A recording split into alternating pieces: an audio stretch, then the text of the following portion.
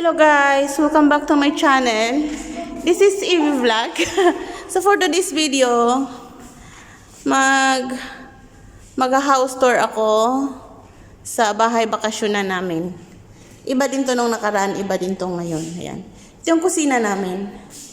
May double door na ref. Yan. Tapos, yan. Kompleto siya ng mga gamit. Yan. Ito, pwede namin itong gamitin lahat. Tapos, ayan, elevator. Papuntang second floor. Tsaka third floor. Meron din hagdanan. Pwede rin maghagdanan papuntang taas. Tapos dito, dining area. Dining table. Ayan. May coffee machine dito. Tapos, may laboratory din dito. Tapos, may CR din dito sa baba. Ayan. Tapos, dito, swimming pool. Medyo maliit lang siya. Yan.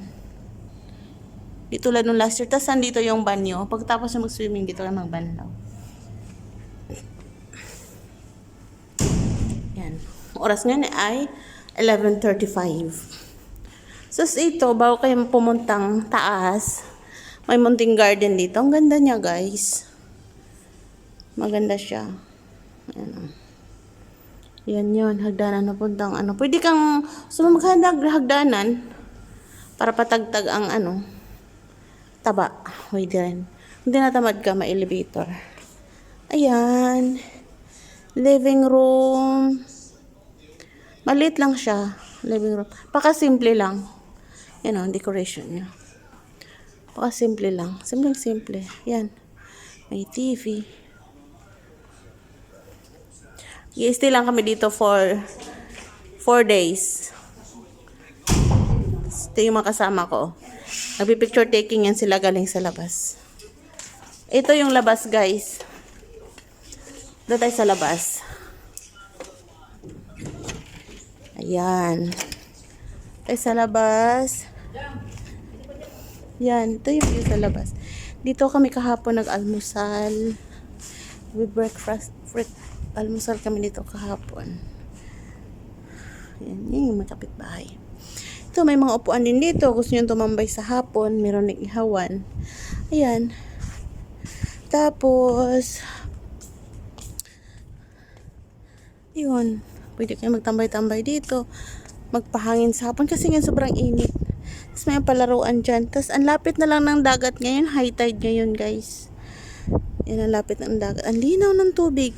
Yung na to, itong dagat na to, man-made siya.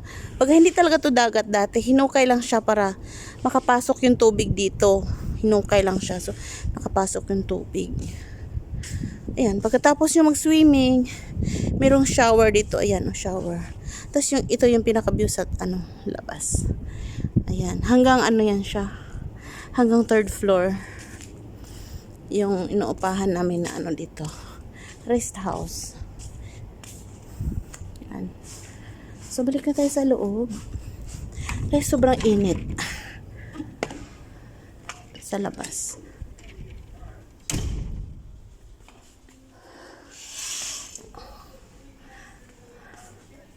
So, ayan. Ayun lang, guys. Bye-bye! Ayun, may nanguha ng pagkain.